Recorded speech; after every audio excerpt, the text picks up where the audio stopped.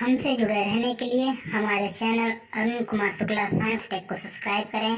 New updates पाने के लिए बेल को दबाएं और ग्रुप चैट और क्वेश्चन पूछने के लिए दिए गए नंबर पर मैसेज करें।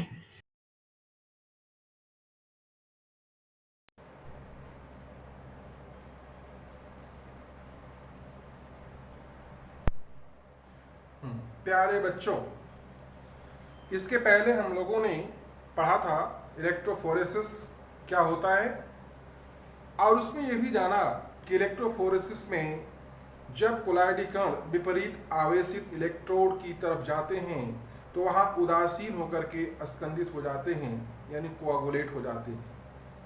तो उसी क्रम में बच्चों आज हम लोग पढ़ेंगे कोआगुलेशन या अस्कंदन। कोआगुलेशन या इसको बोलते हैं अस्कंदन। ये कोआगुलेशन या अस्कंदन क्या है, इस पर हम लोग चर्चा करें और इससे संबंधित एक नियम की भी हम लोग चर्चा करेंगे आज, जिसको बोलते हैं हार्डी-सूल्ज का नियम। तो पहले हम लोग कोआगुलेशन को परिभाषित करें। छोटे छोटे जो कोलाइडी कण होते हैं वो अनावेशित होने के फलस्वरूप या उदासीन होने के फलस्वरूप आपस में मिलकर के बड़े बड़े कण बना लेते हैं, झुंड बना लेते हैं। इस घटना को हम लोग अस्कंदन या कोआगुलेशन कहते हैं। तो इस कोआगुलेशन की घटना में कोलाइडी कणों का एक तरह से अवक्षेपण हो जाता है, प्रेसिपिटेशन हो जाता है। दूसरी परिभाषा हम लोग क्या दे सकते हैं कि बच्चों, जैसे कि हम लोग पहले पढ़े थे कि जो कोलाइडी विलयन कैसे हम लोग बनाते हैं, तो कोलाइडी विलयन बनाने के हमने दो तरीके बताए थे कि बड़े कणों को तोड़कर या छोटे कणों को आपस में मिलाकर संघनित करके। तो जब कोलाइडी कण आपस में मिलेंगे तो बड़े कण बनेंगे, और बड़ा कण वो कौन सा होगा, वो वही निलंबन वाला होगा, सस्पेंशन वाला होगा। तो दूसरी परिभाषा कैसे बनती है, हम लोग दूसरे ढंग से कैसे परिभाषित कर सकते हैं कि कोलाइडी कणों का निलंबित कणों में परिवर्तित होने की प्रक्रिया को भी हम लोग कोआगुलेशन या अस्कंदन कहते हैं। अब ये जो अस्कंदन है, अब इसके पहले पढ़ा था आप लोगों ने इलेक्ट्रोफोरेसिस में कि अस्कंदन कब होता है, जब विपरीत आवेशित आयन से कोलाइडी कण की मुलाकात होगी, अथवा वहां क्या था कि विपरीत आवेशित इलेक्ट्रोड की तरफ वो जब जाएंगे वहां पहुंच करके वो उदासीन होंगे। तो इसी संबंध में हार्डी और सूल्ज ने एक नियम दिया जिसे हम लोग बोलते हैं हार्डी सूल्ज का नियम। अब ये नियम क्या है, हार्डी सूल्ज ने कोलाइडी विलयनों के अस्कंदन का अध्ययन किया। और अस्कंदन का अध्ययन कैसे किया, उस कोलाइडी विलयन में उसने विद्युत अपघट्य मिला करके देखा और एक निष्कर्ष निकाला कि जो कोलाइडी विलयन होते हैं बच्चों, उनका अस्कंदन कैसे होता है, विद्युत अपघट्य मिलाने से होता है। लेकिन उसने जो प्रेक्षण प्राप्त किया, उस प्रेक्षण के आधार पर अस्कंदन को व्याख्या करने के लिए उसने दो नियम दिए। पहला नियम क्या है कि जो कोलाइडी कण होते हैं तो उनके अस्कंदन के लिए, कोलाइड के अस्कंदन के लिए विपरीत आवेश उत्तरदायी होता है।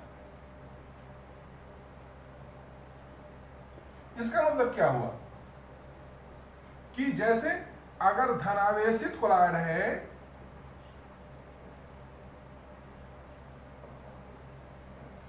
तो धनावेशित कोलॉइड को स्कंदित कौन कराएगा? ऋण आवेशित आयन, जैसे क्लोराइड आयन, जैसे सल्फेट आयन, जैसे फास्फेट आयन, जैसे ये FeCN6 पर 4 माइनस आयन। तो ये अगर धनावेशित कोलॉइड है तो ये ऋणावेशित आयन ही उसको अस्कंदित करा सकते हैं। इसी प्रकार यदि ऋण आवेशित कोलॉइड है तो उसको स्कंदित कौन करा सकता है? Na+ या जैसे Ca++ या जैसे एल्युमिनियम प्लस। तो ये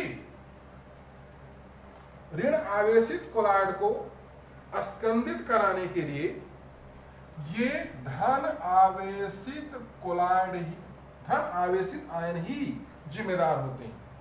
धन आवेशित कोलॉइड ही उसको अस्कंदित करा सकते हैं। तो ये पहला नियम कि कोलॉइड को अस्कंदित कराने के लिए विपरीत आवेशित आयन ही जिम्मेदार होते हैं या वही अस्कंदन करा सकते हैं। अब दूसरा नियम उसमें दिया, चूंकि जैसे मान लीजिए कि धनावेशित कोलॉइड है, अब इसको अस्कंदित कराने के लिए ऋणावेशित आयन कई है, तो इनकी अस्कंदन क्षमता क्या है, इनकी कोआगुलेशन पावर क्या है? तो जो अस्कंदन कराने वाले आयन होते हैं तो आयनों की अस्कंदन क्षमता उनके आवेशों के समानुपाती होती है। यानी समानुपाती का मतलब जितना आवेश बढ़ेगा उनकी अस्कंदन क्षमता उतनी बढ़ जाएगी। जैसे अगर धनावेशित कोलॉइड है तो उसको स्कंदित कराने के लिए कौन कार्य करेंगे? ऋण आवेशित आयन। तो ये जो ऋण आवेशित आयन हैं इनकी जो अस्कंदन क्षमता होगी वो इस क्रम में होगी। और ये क्रम क्या होगा? ये। इसका मतलब क्या होगा कि ये जो क्लोराइड आयन है इस पर 1 आवेश, सल्फेट आयन 2 आवेश, फास्फेट आयन 3 आवेश, और ये है हेक्सासाइनोफेरेट आयन, इस पे 4 माइनस। तो यहां पर इसकी जो वैलेंसी है, इसकी जो संयोजकता है, इस पर जो आवेशों की संख्या है वो सबसे ज्यादा है। तो इसका स्कंदन पावर धनावेशित क्लोराइड के लिए सबसे अधिक, उसके बाद इसका फास्फेट का, उसके बाद इसका, और सबसे कम किसका होगा? क्लोरीन का। तो ये बढ़ता हुआ क्रम है। इसी प्रकार बच्चों जो ऋण आवेशित कोलॉइड होगा उस ऋण आवेशित कोलॉइड के लिए अभी आप लोगों ने क्या क्या लिखा था? जैसे Na+, Ca++, aluminium triple+, thorium 4+। तो यहां पर Na+, फिर कैल्शियम ++, फिर एल्युमिनियम ++, फिर थोरियम ++। तो अब ये ऋण आवेशित कोलॉइड को अस्कंदित कराने के लिए जो धन आवेशित आयन भाग लेंगे, जो उसको अस्कंदित कराएंगे, उनकी अस्कंदन क्षमता इस क्रम में होती है। तो ये प्रभावी आयन भी कहलाते हैं। जैसे यहां पर ये धनावेशित कोलॉइड को अस्कंदित कराने के लिए प्रभावी आयन, इफेक्टिव आयन, और ये ऋण आवेशित कोलॉइड को अस्कंदित कराने वाले प्रभावी आयन। और इन प्रभावी आयनों की अस्कंदन क्षमता उन पर उपस्थित आवेशों की संख्या या संयोजकता के समानुपाती होती है। तो जिस पर अधिक संयोजकता होगा, जिस पर अधिक आवेश होगा, उसका स्कंदन क्षमता उतना ही अधिक होता है। अब प्यारे बच्चों एक चीज और यहां बता दें आप लोगों को, हमारा जो ब्लड होता है, रक्त, वह एक ऋण आवेशित कोलॉइड है। तो ऋण आवेशित कोलॉइड को अस्कंदित कराने के लिए हमें किन की आवश्यकता होगी? धन आवेशित आयनों की। तो जब कभी भी हम लोगों को चोट लग जाती है, कहीं कट जाता है, रक्त बहने लगता है, तो हम लोग क्या करते हैं, उस पे क्या लगा सकते हैं, या तो नमक जिसमें Na+ होता है, या चूना जिसमें Ca++ होता है, या फिटकरी जिसमें Al++ होता है। और ये चूंकि थोरियम है, ये हम लोगों को दुर्लभ है, आसानी से नहीं मिलेगा, तो ये 3 चीजें हम लोगों के पास उपलब्ध होती हैं। और उनमें बच्चों इन 3 चीजों में सबसे अधिक अस्कंदन क्षमता किसकी हुई, एल्युमिनियम ट्रिपल+ की। और ये कहाँ पाया जाता है, फिटकरी में। तो इसीलिए बच्चों जब कभी भी कट लगता है, घाव लगता है, खून बहने लगता है, तो हम लोग किसका प्रयोग करते हैं, फिटकरी का। और तुमने देखा होगा कि नाई वागे की दुकान में जो सैलून्स होते हैं, वहाँ पर जब दाढ़ी वाड़ी बनती है तो वहाँ क्या लगाया जाता है, फिटकरी ही लगाई जाती है।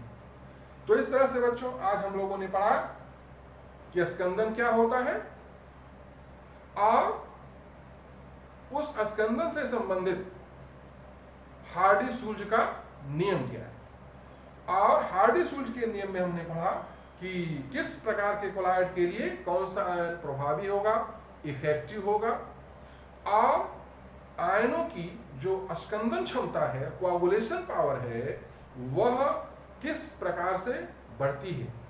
तो देखा कि जो अस्कंदन क्षमता है वह आयनों के आवेशों के या संयोजकता के समानुपाती होता है। इस प्रकार से बच्चों हम लोगों ने स्कंदन पढ़ा, हार्डी-सूल्ज का नियम पढ़ा। धन्यवाद।